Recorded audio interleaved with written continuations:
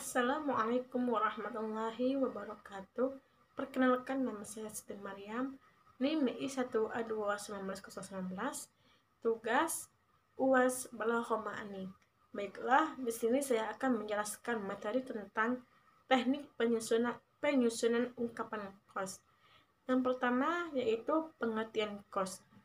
Qas atau al-qas menurut bahasa berarti menahan, melarang atau memencarakan.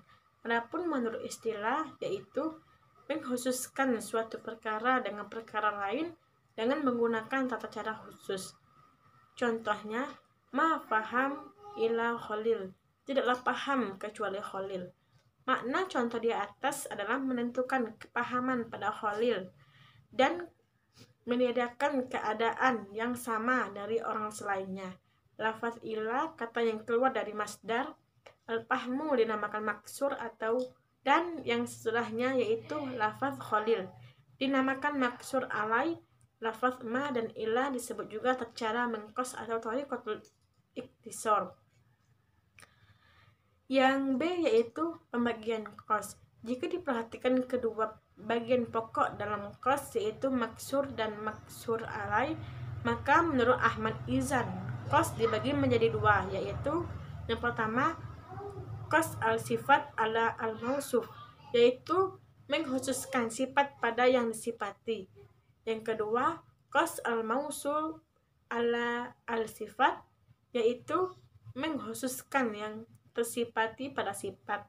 Yang qas itu baik sifat ala mausuf maupun mausuf ala sifat terbagi dua, yaitu yang pertama qas hakiki, yaitu yang khususnya menurut hakikat dan kenyataan. Contohnya, la ilaha illallah, tiada Tuhan selain Allah. Pada contoh ini mengkhususkan sifat ketuhanan kepada Allah. Hal ini memang benar menurut hakikat dan kenyataan. Yang B, qas idlofi, yaitu yang kekhususannya dihubungkan dengan perkara lain tertentu. Seperti contohnya, ya Ali, innama husnil tajir, Ali mengira bahwa Husni adalah pedagang dan juga siswa. Tetapi Marwan berkeyakinan bahwa Husni hanya pedagang saja. Seperti perkataan Marwan pada contoh di atas. Dalam qas idlofi juga terbagi menjadi tiga bagian dengan melihat keadaan mukhatabnya, antara lain yang pertama qas ifrad, yaitu ketika mukhatab berkeyakinan akan bersekutunya suatu hukum.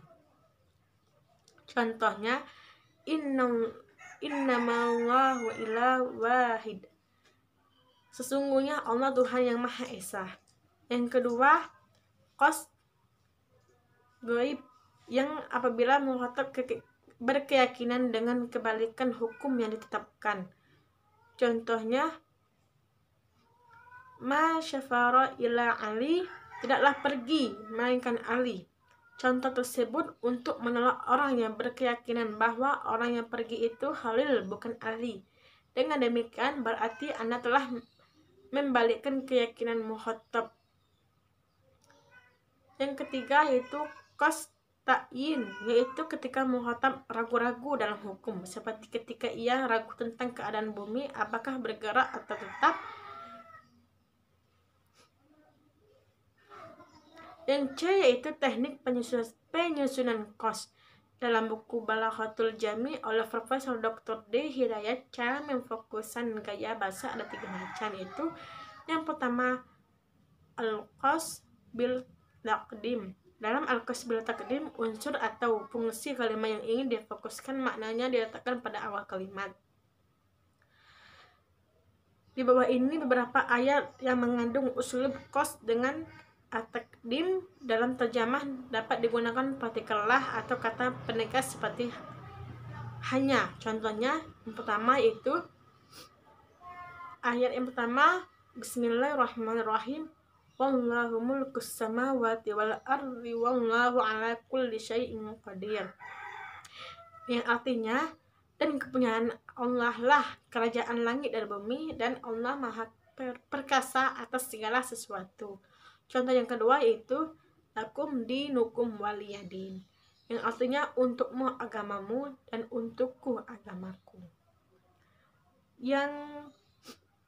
Yang kedua yaitu al-qas bidhamir fasal, maksud meletakkan dhamir atau kata ganti antara khabar dan mubtada yang makrifat diawali alif lam. Disebut dhamir fasal digunakan untuk memberikan pemfokusan pada mubtada atau subjek. Yang ketiga itu al-qas bil